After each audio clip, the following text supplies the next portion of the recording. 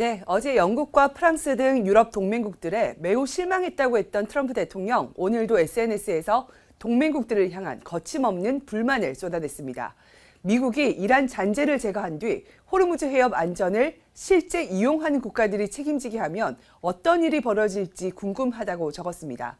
이어서 그렇게 되면 반응이 없던 동맹국들이 서둘러 움직이기 시작할 것이라고 덧붙였습니다. 미국은 사실상 호르무즈 해협 의존도가 낮으니까 장기적으로 해협 감시에서 발을 빼겠다는 겁니다. 대신 의존도가 높은 나라들이 직접 해협의 통행 안전을 책임지라는 주장으로 보입니다. 또 다른 게시물에서는 미국의 동맹은 정신을 차리고 호르무즈 해협을 돕는 데 나서야 한다는 미국 매체에 사설을 올리기도 했습니다. 유럽 동맹 대부분이 반대하는 상황에서 트럼프 대통령이 호르무즈 해협 파병을 계속해서 요구할지는 불분명한 상황인데요. 이런 게시물들을 보면 어떤 식으로든 대이란 군사작전에 동참하고 해협 안보에 역할을 해야 한다는 생각은 여전한 것으로 보입니다. 백악관도 트럼프의 공개 발언과 달리 루비오 국무장관과 헤그세스 국방장관 등이 동맹에 많은 역할을 해달라고 설득하고 있다고 밝혔습니다. President is going to continue to talk to our allies both in Europe and also in the Gulf and Arab region. Of course, the president again continues to call on our allies to step up and do more.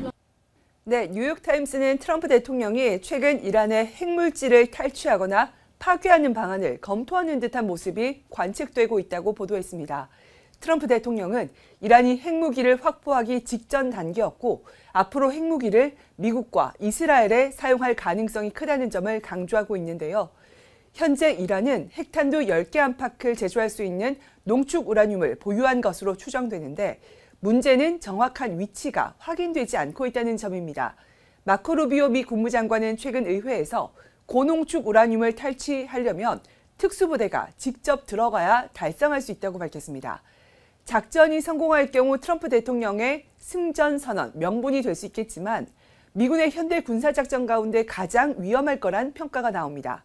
트럼프 대통령은 최근 관련 질문에 즉답을 피하면서도 지상작전은 전혀 두렵지 않다면서 특수부대가 현장에 투입될 가능성은 열어뒀습니다.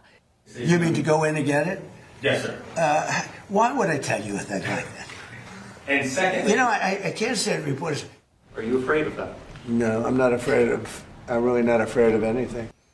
이런 가운데 해병대원 2,500명을 태우고 중동으로 이동 중인 미군 상륙함이 이번 주말 호르무즈 해협에 도착할 것으로 보입니다. 이란의 핵심 석유 시설이 있는 하르그 섬을 점령하기 위한 상륙 작전에 나설 거란 전망도 커지고 있습니다. 미 연방 상원 청문회는 이란의 핵 개발이 미국 등 전 세계에 임박한 위협인지를 평가하기 위해 미국 정보당국 수장들을 한자리에 모아놓고 열렸는데요. 털시 게버드 국가정보국장은 위험 여부를 판단하는 건 미 정보기관의 책임이 아니라면서 트럼프 대통령이 판단할 문제라고 답했습니다. 그러면서 지난해 6월 미국의 이란 핵시설 공격으로 이란의 핵 프로그램은 초토화됐고 이후 재건 시도가 없었다고 말했습니다.